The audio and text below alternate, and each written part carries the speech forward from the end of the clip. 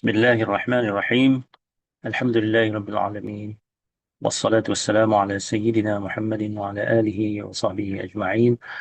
اللهم علمنا ما ينفعنا وانفعنا بما علمتنا وزدنا علما وألحقنا بعبادك الصالحين. Assalamualaikum warahmatullahi wabarakatuh.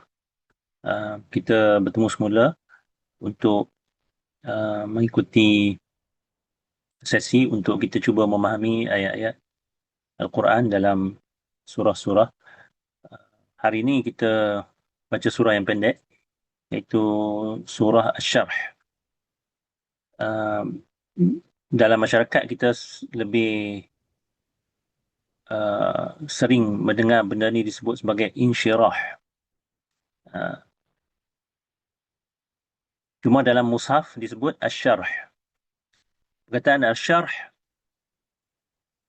dia datang daripada mana? Datang daripada ayat pertama surah Asy-Syarh ni. A'udzubillahi minasyaitonirrajim. Bismillahirrahmanirrahim. Alam nashrah laka sadrak. Jadi perkataan syarh tu adalah kata terbitan daripada nashrah ni. Tin raha. Jadi syarh ni, kalau bahasa Melayu kita kata syarah. Dalam bahasa Melayu, bila gunakan perkataan syarah tu, maksudnya hurai. Maksudnya hurai. Dalam bahasa Arab pun ada juga perkataan syarh digunakan untuk makna hurai. Sebab tu macam kitab-kitab, ada kitab yang ditulis ditulis sebagai satu yang pertama dalam topik tertentu contohnya. Kemudian ada orang lain yang membuat huraian. Contohnya kitab Imam Bukhari. Kitab Imam Bukhari hadis-hadis saja. Kemudian ada orang datang bagi huraian. Huraian tu dipanggil syarh. Syarh Sahih Bukhari contohnya. Tapi itu maknanya huraian. Syarh dalam surah ni bukan maksud huraian. Dia makna lain. Maksud syarh sini adalah kalau macam kita tengok terjemahan yang diberikan oleh Buya Hamka ni, rahimahullah, adalah lapangkan. Lapangkan ni kita kata luaskan lah. Jadi, apa yang diluaskan? Okay, kita baca. Alam nashrah laka sadraka. Ayat pertama dalam surah ni datang dalam bentuk soalan. Jadi, A tu adakah? Dalam bahasa Arab, A maknanya adakah?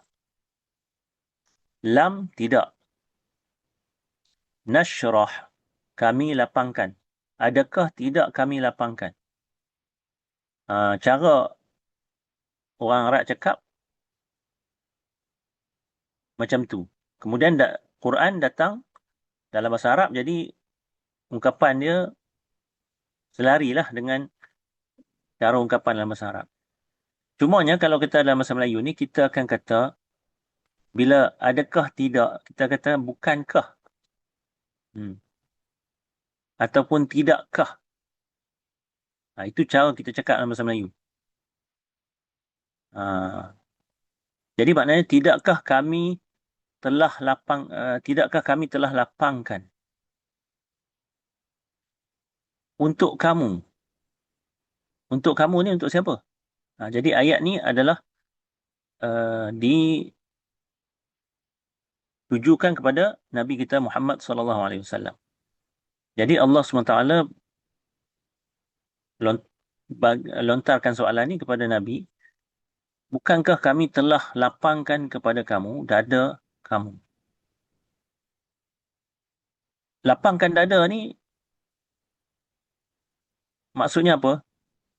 Yang ni kita kebetulan dalam bahasa Melayu, pun kita gunakan perkataan lapang dada ni. Jadi maksudnya macam mana?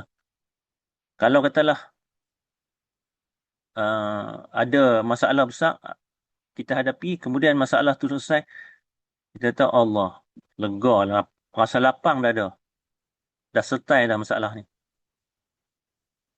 Okey, jadi lapang dada ni menggambarkan situasi keadaan kita berasa selesa, kita dah rasa okey, kita dah rasa relax, berbanding dengan keadaan tension, berbanding dengan keadaan tertekan. Jadi Allah SWT lontarkan soalan ni kepada Nabi. Allah SWT Maha mengetahui. Jadi bukan maknanya Allah tak tahu. Jadi soalan ni hanya untuk menarik perhatian. Salah satu cara untuk nak tarik perhatian ataupun nak fokuskan perhatian orang yang ditanya tu kepada sesuatu benda. Jadi maknanya Nabi, cerita dia macam mana? Cerita dia apabila Nabi menyampaikan wahyu Allah Subhanahu Wa Taala, menyampaikan mesej yang dia terima daripada Tuhan alam semesta. Allah SWT Tuhan alam semesta. Cubalah kita bayangkan, maknanya Nabi ni, dia manusia biasa. Selepas tu, dia nak pergi bagi tahu kat orang, saya ni dapat mesej daripada Tuhan. Saya nak sampaikan kepada kamu, anda semua.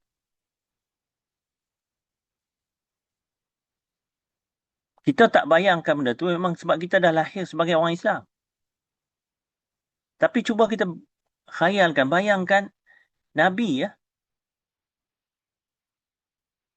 Dahlah kali pertama dia berdepan dengan Jibril tu terkejut besar. Kita kata balik rumah sampai selimut, takut. Kalau dalam berdasarkan yang kita tengok dalam cerita, dalam hadis pun ada, dalam sirah pun ada.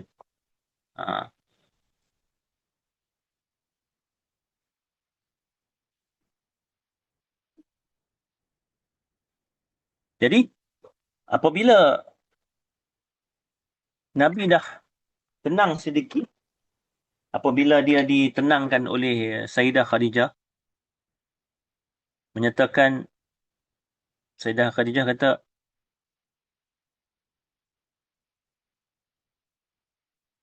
nanti aku pergi jumpa Waraqah bin Naufal. Dan Sayyidah Khadijah radhiyallahu anha cakap pada Nabi, aku tak fikir Tuhan nak buat benda yang tak elok pada kamu. Jadi perjumpaan dengan Jibril itu mengejutkan. Dia takut benda tu, Nabi takut sallallahu alaihi wasallam, benda tu adalah satu bencana kepada dia. Jadi Sayyidah Khadijah tenangkan Nabi, dia kata Tuhan tak akan buat benda yang tak elok pada engkau. Sebab engkau bukan buat naya kat orang, bahkan kau macam-macam kebaikan daripada engkau ni sampai kepada orang lain. Hubungan silaturahim, kalau ada rezeki lebih bagi ke orang, tolong orang, apa semua. Jadi Sayyidah Khadijah pergi kat Waraqah. Dan Waraqah kata, ini adalah Jibril lah ni. Malaikat yang datang kepada Nabi-Nabi yang sebelum ni. Okey. Akhirnya, lepas tu datang, Jibril datang kali kedua dan sebagainya, jadi Nabi dah sedar bahawa memang ada sesuatu yang dia kena jalankan.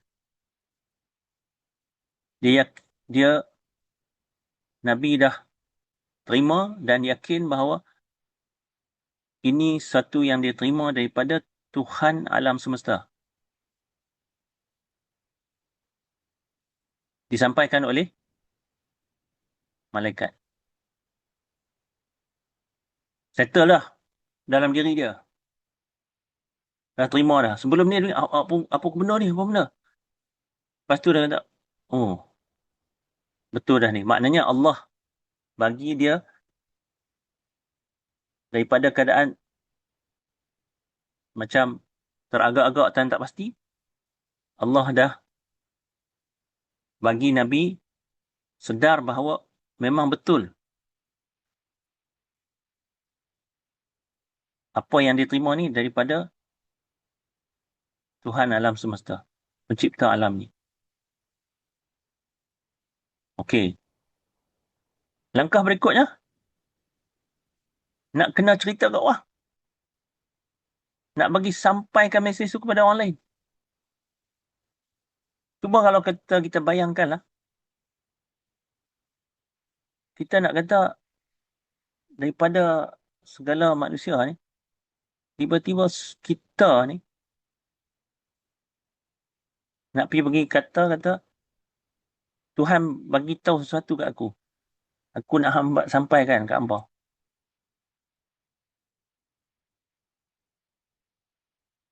Okey. Tapi dengan sebab tanggungjawab, Nabi sampaikan juga. Jadi Nabi sampaikan ni kepada siapa? Orang yang dekat dengan dia dululah. Pada Sayyidah Khadijah sendiri. Radhiyallahu anha, dia sampaikan kepada kawan baik dia. Sayyidina Abu Bakar. Ha. Dah sebut Sayyidina Abu Bakar ni kena cakap lah. Yang ada baru-baru ni cerita kata contohnya dia bapak ceti dan sebagainya. Tak usah nak percaya lah, mengarut nak cerita tu. Sayyidina Abu Bakar ni antara pemimpin Quraisy, orang yang mulia pada zaman jahiliah lagi. Ha. Cuma dia tak Islam lah. Tu je. Ha.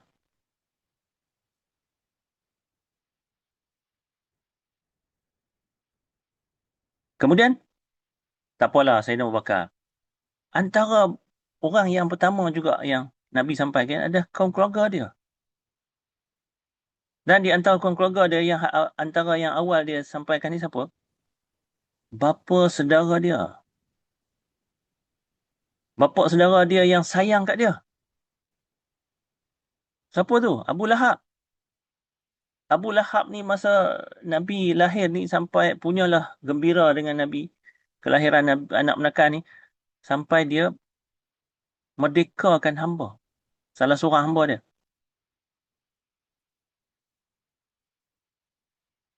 Pergi cakap kat Abu Lahab. Dia duk ingat kata Abu Lahab akan, kita kata akan menerima dengan baik. Ataupun mungkin berbangga. Ya Allah, anak menakan aku dapat terpilih sebagai manusia yang istimewa ni. Rupa-rupanya terbalik.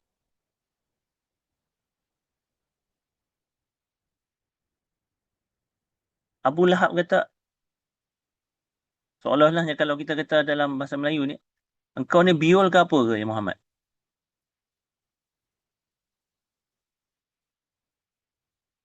Engkau nak kata dapat mesej daripada Tuhan alam semesta ni. Kau gila ke apa? Ha, contohnya.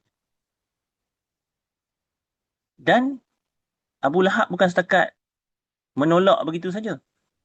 Selepas tu bila Nabi meneruskan penyampaian dakwah dia kepada orang lain dan sebagainya, dia jadi penentang utama. Itu tak apalah. Dah satu kekecewaan. Satu yang tak dijangka.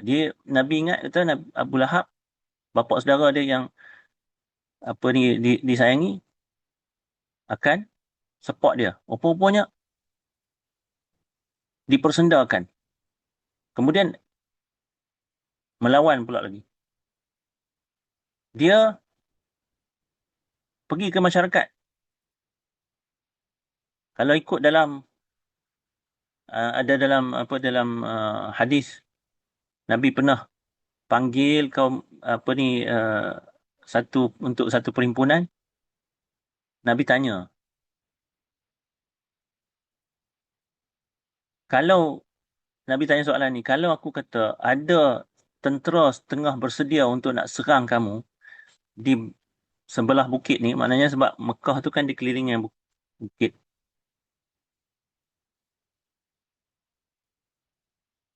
Kamu percaya ke tak? Semua jawab, sudah pasti kami percaya sebab engkau mana bukan manusia yang berbohong. Kami tahu kamu ni manusia yang jujur. Bukan pembohong, bukan merapu, bukan jadi mana. Kemudian Nabi bagi tahu, kata aku adalah utusan Allah SWT, aku kena sampaikan apa yang Allah SWT kena kepada kamu. Melompat terus. Melompat ni macam mana? Tak semestinya melompat. Melompat cara fizikal lah. Maksudnya melompat maknanya. Kata, apa engkau ni? Sebab tu dalam Quran ada sebut bahawa Nabi dipersendakan, dikatakan bahawa dia ni sebagai majnun, gila. Dikatakan dia sebagai sihir. Ataupun dikatakan bahawa Nabi uh, rupanya masa Nabi duk diam-diam ni duk baca sana, korek sana, kutip maklumat sana, kutip maklumat sini, campur-campur jadi dongeng, macam cerita dongeng daripada dulu, sampaikan.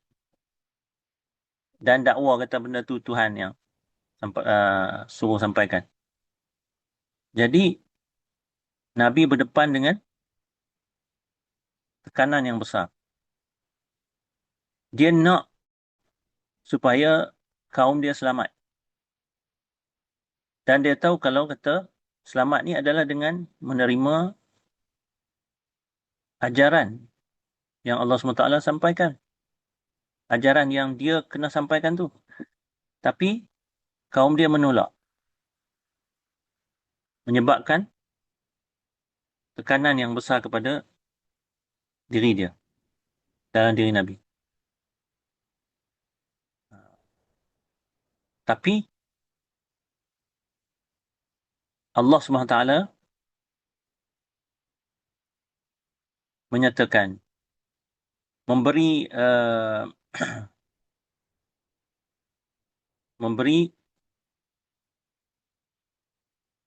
memberikan wahyu, disampaikan melalui Jibril, mengatakan bahawa tugas Nabi bukannya untuk nak menjadikan seseorang tu Islam ke tak Islam. Maksudnya, tugas Nabi mengajak dengan sebaik-baik mungkin. Usaha sebaik-baiknya untuk ajak dan yakinkan orang. Tapi, yang nak bagi orang tu berpindah daripada keadaan kufur kepada keadaan Islam, keadaan iman, itu hal Allah SWT semata-mata.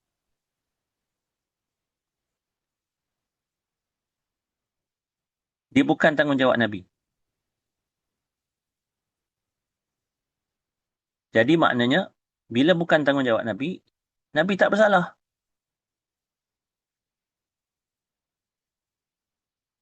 Kalau bersalah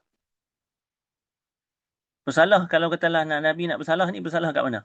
Bersalah jika tak cukup usaha. Bila cukup usaha, tapi orang tak ikut juga, itu bukan tanggungjawab Nabi. Dan sekarang ni, usaha kita cukup ke tak cukup? Macam Nabi lah contohnya. Nabi tu bila dia buat usaha tu, dia sebagai manusia biasa, tentu terfikir kata, aku ni kena usaha secukup-cukupnya. Tapi sekarang ni apa yang aku telah buat ni secukupnya ke tak? Kalau orang yang betul-betul memikirkan tentang kejayaan, dia akan ada perasaan bahawa cukup ke tak ni, cukup ke tak ni? A- Aku dah buat secukupnya ke tak? Dekat situ yang Allah SWT nyatakan pada Nabi. Contohnya, secara wahyu, wahyu ni tak semestinya dalam Quran. Ditenangkan Nabi bahawa kamu dah buat yang terbaik. Kamu dah buat yang secukupnya. Maknanya tanggungjawab kamu selesai. Kalau katalah kumpulan ni tanggungjawab kamu selesai. Move on. Pergi ke kumpulan lain pula. Jadi sebab itu dekat sini dinyatakan, bukankah kami telah lapangkan kepada kamu, lapangkan dada kamu. Maknanya Allah dah bagi uh, apa uh, makluman bahawa Nabi dah buat dalam konteks usaha dakwah dia pada grup tertentu, pada grup, contohnya kalau kita kata Nabi, adakah dia sekali boleh bercakap kepada seluruh orang ahli Mekah? Nabi buat ikut grup-grup lah. Satu segmen, satu segmen, satu segmen. Contohnya. Dan satu segmen tu berapa kali nak kena ulang. Sebab dalam Quran pun kita tengok. Hari ni bagi hujah ni, esok bagi hujah ni, esok bagi hujah ni. Benda tu tak ada satu pun bila uh, ada suruhan untuk nak bagi hujah yang baru, Nabi kata Allah tak larat dah lah. Tak ada. Nabi sentiasa lakukan. Jadi bila macam tu, Nabi ditenangkan berkata, kamu dah buat yang terbaik. Jadi itu yang melapangkan dada kami. Dan sebab itulah dinyatakan wa wada'na 'anka wizraka. Kami lepas daripadamu beban kamu. Beban kamu dan bersambung. Dia beban kamu tu dari segi ayat ungkapan, sentence tu, dia bersambung sampai ayat berikutnya. Dari segi ayat Quran dia berhenti wizrak tu ayat kedua, tapi dari segi sentence dia bersambung lagi, iaitu wa wada'na 'anka wizraka allazi anqadha dhahrak. Dan Allah nyatakan kami telah lepaskan daripada kamu beban kamu yang menekan belakang kamu. Ini apa ni, Buya Hamka dia uh, guna bahasa Indonesia, barangkali dia, sebab tu dia bagi terjemahan ni punggung. Sebenarnya zahrak ni maknanya belakang. Jadi macam orang nak angkat barang ni, angkat barang di belakang. Belakang kalau berat tu dia menekan gitu. Jadi di sini dinyatakan bahawa kami telah lepaskan daripada kamu beban kamu yang menekan belakang kamu. Dalam bahasa Arab ni, kalau bila disebut orang tu berulang kali, beban kamu yang menanggung belakang kamu, lepaskan kamu daripada beban kamu yang menanggung belakang kamu, itu dalam bahasa Arab cara ungkapan yang biasa. Sebab tu dalam Quran pun ada macam tu. Dalam bahasa Melayu, dia tak boleh nak berulang-ulang banyak kali tu. Selalunya. Kebiasaan kita mengelakkan daripada berulang banyak kali. Maksudnya, kita akan, kalau katalah bahasa Melayu, kita akan cakap macam mana? Kami lepaskan daripada kamu beban yang menekan belakang. Kalau kita nak tambah kamu pun tak apalah, tambah jadi dua saja. Kami bebaskan kamu daripada beban yang menekan belakang kamu. Dua je. Dia tak ada tiga. Jadi maknanya Allah SWT bebaskan Nabi. Bebaskan kami daripada tekanan yang menekan dia. Jadi apa dia? Itulah. Maknanya bila Nabi ada rasa risau bahawa aku ni dah betul-betul ke dah settle tanggungjawab aku ni? Usaha aku memang dah secukupnya ke tak?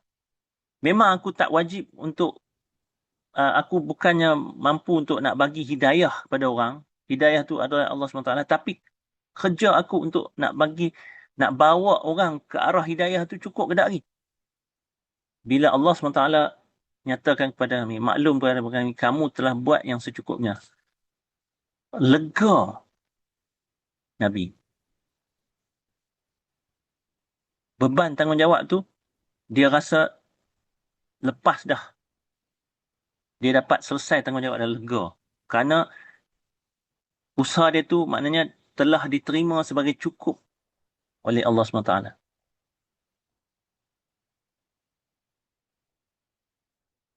Ini bukan maknanya 2-3 hari kerja lah. Maknanya kepada kita kata cukup untuk grup ni, kemudian move pada grup ni, kemudian grup ni, kemudian grup ni. Nanti kita akan tengok bahawa benda tu ada dalam surah sini pun ada point tu. Kemudian Allah bagi lagi benda yang dapat melapangkan dada Nabi, yang menunjukkan bahawa Allah redha dengan Nabi. Allah redha dengan apa yang telah Nabi usahakan tu. Iaitu apa dia? Sebagai tanda penerimaan Allah SWT. Tanda Allah redha dengan segala apa yang Nabi buat. Dengan usaha Nabi yang cukup kental. Iaitu Allah angkatkan maqam Nabi. Sehingga kan apa yang dinyatakan dalam ayat keempat ni iaitu apa dia? Wa rafa'na laka zikrak.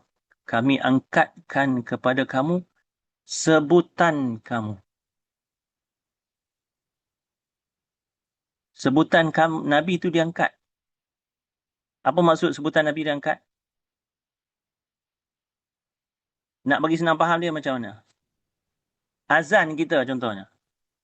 Azan kita pasal sebut Allah sahaja ke? Tak. Azan kita sebut nama Nabi sendiri. Asyhadu an la ilaha illallah. Asyhadu an la ilaha illallah. Wa asyhadu anna Muhammadan Rasulullah. Nama Nabi disebut. Seluruh dunia. Daripada zaman Nabi itu sampai sekarang. Tak henti-henti sehingga hari kiamat. Bahkan, cuba kita fikirkan, waktu subuh kita sekarang ni, ada azan pukul 6. Ada tempat lain yang azan pukul 6:05. Ada tempat lain yang azan 6:10. Ada tempat lain yang azan 6:15.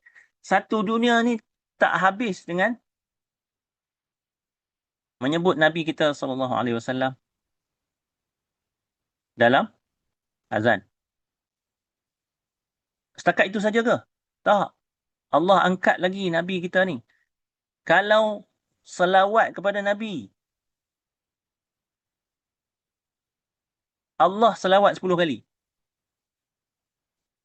Nabi sebut, Man salla alayya wahidatan sallallahu alaihi biha asyara. Atau kama qala Rasulullah SAW.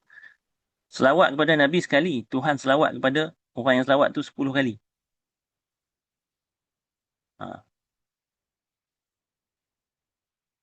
Itu bukan pahala je. Pahala tu 1 hingga 10 itu pahala.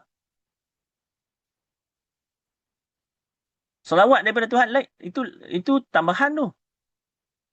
Bukan cerita pasal pahala saja. Pahala memanglah. Kalau kita buat benda yang baik, 1, 10.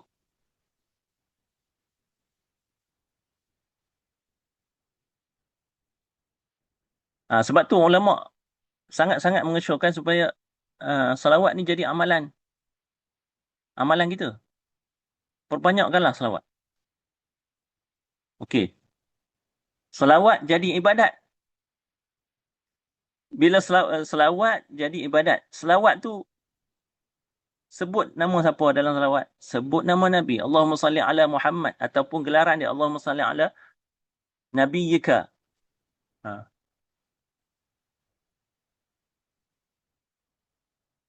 Okey. Allah SWT angkat lagi. Angkat Nabi. Angkat nama Nabi. Sebutan Nabi. Iaitu apa dia? Dalam sembahyang kita, iaitu merupakan ibadat yang paling utama dalam Islam.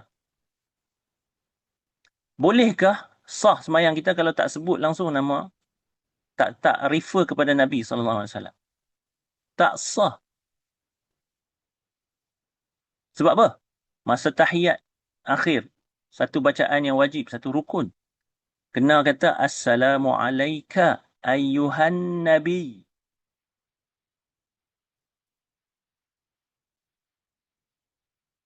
Salam kepadamu, salam sejahtera kepadamu, sejahtera kepadamu, wahai Nabi. Warahmatullahi wabarakatuh.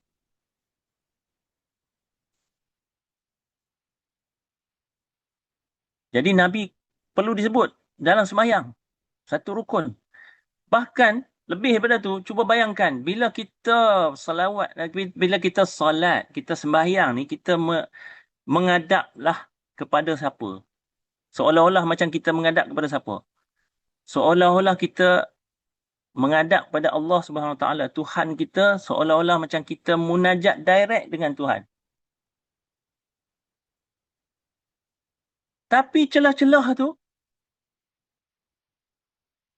Allah kehendaki kita supaya sebut direct kepada Nabi juga. Assalamu alayka. Salam kepadamu, wahai Nabi. Dalam kita duk menghadap kepada Allah ni, Allah suruh kita juga macam seolah-olah macam kita kata kalih kepada Rasul dan kata salam kepadamu, wahai Rasul, wahai Nabi. Sebab kalau katalah nak bagi dalam bentuk orang ketiga, tak payah kata alaika. Assalamu ala nabiyyi wa rahmatullahi wa barakatuh. Assalamu ala nabiyyi. Dalam bahasa Arab. Salam kepada Nabi. Ini tak sirahnya. Tahiyat tu macam mana? Assalamu alaika. Salam kepadamu. Dalam kita duk menghadap kepada Allah SWT ni. Maknanya hebat tak hebat? Penghormatan yang diberikan kepada Nabi ni. Jadi rafa'na laka zikrak. Sebutan Nabi itu sebagai satu tanda yang Allah SWT angkat Nabi itu kepada maqam yang sangat-sangat tinggi.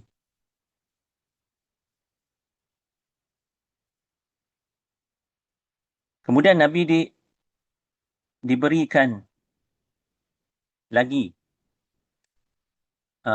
elemen yang memberi dia, kita kata optimism.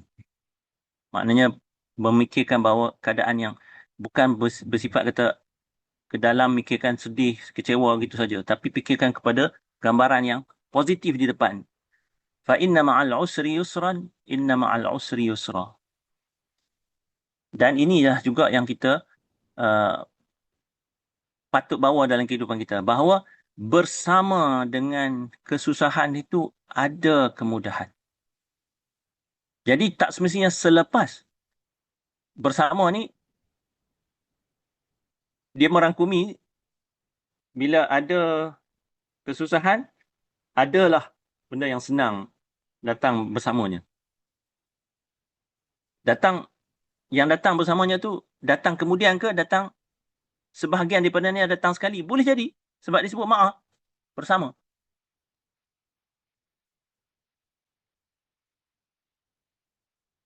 Jadi kalau katalah kita lihat daripada situasi Nabi, kesusahan Nabi dalam berdepan dengan cabaran dakwah di Mekah, dalam keadaan yang sangat getir, dalam sangat keadaan sulitlah, usr. Akhirnya apa? Nabi berjaya apabila di Madinah.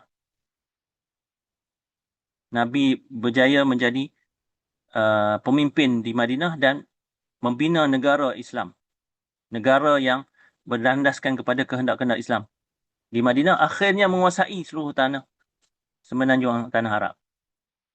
Jadi ada kemudahan dari situ. Tapi kalau kita tengok fasa Mekah sendiri, bersama dengan kesukaran dan kesulitan yang Nabi hadapi itu, Nabi dapat tak orang-orang yang kental dengan dia? Manusia-manusia yang terpuji, manusia yang terpilih di sisi dia. Bila kita dalam susah, kita ada orang yang hebat ni di sisi kita. Kita walaupun dalam keadaan susah, kita akan rasa ada kesenangan dia tu, kemudahan dia. Bayangkan kalau ada orang yang macam Abu Bakar di sisi kita. Bayangkan kalau ada orang yang macam Sayyidina Ali radhiyallahu anhu di sisi kita. Bayangkan kalau ada orang yang macam Sayyidah Khadijah radhiyallahu anha di sisi. Benda yang susah pun jadi macam senang. Ni antara juga benda-benda yang kita tadi kalau ayat tadi yang kata beban tu, beban yang Nabi tanggung tu Allah ringankan. Macam mana? Sebab Allah salah satunya juga adalah Allah bagi orang-orang yang mendukung Nabi ni orang yang cekang-cekang kata.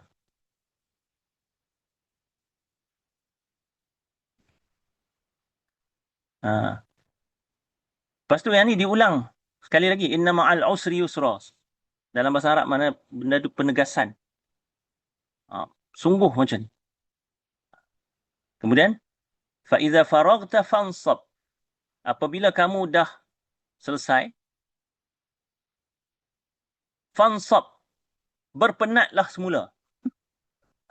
Dalam sini dia sebut fansab tegakkan, ni terjemahan apa ni Buya Hamka lah. Tapi maksudnya fansab ni berpenatlah.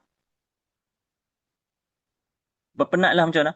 Maknanya kerja tu tak boleh berhenti. Jadi sebab tu yang saya kata tadi tu, Nabi kita kata ada, Nabi dah usahakan bersama satu grup. Katalah kita sebutlah kita grup A. Macam-macam dah Nabi buat untuk grup A. Tapi daripada grup A ni akhirnya daripada yang kita kata mungkin ada 20 orang ke dalam grup A ni, akhirnya 5 orang saja yang percaya kat dia. 15 itu tetap keras. Sudah ke?